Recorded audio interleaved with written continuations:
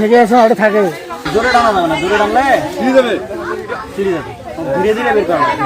আর বাসের মাথা থেকে হুকটা খোলেন তো।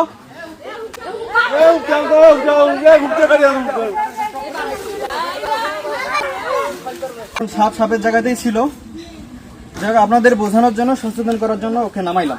ইংরেজি নাম হচ্ছে ওরিয়েন্টাল র্যাট স্নেক, বাংলায় বলে দাঁড়া সাপ। ইংরেজিতে র্যাট স্নেক বলার কারণ হচ্ছে এদের প্রধান খাবারই ইঁদুর, এরা খায় মূলত ইঁদুর, ঠিক আছে। ইঁদুর খাওয়ার কারণে এদের নাম হয়েছে র্যাট স্নেক।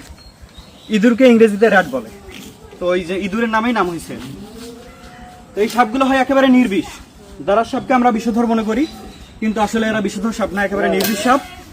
মানুষের জন্য প্রচন্ড পরিমাণ উপকারী সাপ হচ্ছে দাঁড়াস। কামড়ও দিতেছে না হুটহাট, ঠিক আছে, কিন্তু যদি কামড় দিয়ে দেয় তাহলে কেটে যাবে।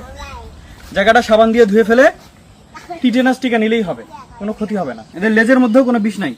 অনেকে বলে দাঁড়ার সাপের লেজে কাটা থাকে, লেজ দিয়ে বাড়ি মারলে পচে যায়। দেখেন তো লেজের কোথায় কাটা, কোনো জায়গায় কোনো কাটা আছে? লেজ ধরে দেখেন তো, কোনো জায়গায় কোনো কাটা আছে? বলে নাভিতে কাটা, দেখেন তো এই যে এটার মালদার আছে, কোথাও কোনো কাটা? এটা তো সরাসরি গাছ থেকে নামাইলাম, কাটা ভাঙ্গারও তো আমি কোনো সুযোগ পাইনি। দাঁড়ার সাপের লেজে কোথাও কোনো কাটা থাকে না, এটা একটা প্রচলিত কুসংস্কার। সাপুরিয়ারা আপনাদেরকে বলদ বানায় গাছ বিক্রি করে, তাবিজ বিক্রি করে, আসলে বাস্তব, ঠিক আছে। আপনাদেরকে ভয় না দেখাইলে তো আপনারা তাবিজ কিনবেন না, ওরা ভয় দেখায় তাবিজ বিক্রি করে চলে যায়।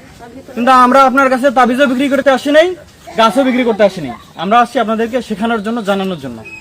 আমরা সাপ এবং বন্যপ্রাণী সংরক্ষণে কাজ করি, যেন মানুষও সঠিক জানে, সাপেরও বাঁচে মানুষও বাঁচে, ঠিক আছে। এই সমস্ত সাপের কামড় খেলে কিছুই হবে না, তবে যদি সাপ না চেনেন, কামড় খান, তাহলে হাসপাতালে চলে। আপনাদেরই ইঁদুর খেয়ে মনে করেন যে উপকার করবে, ছেড়ে দেয়, ওইদিকে নিয়ে ছেড়ে দেয়,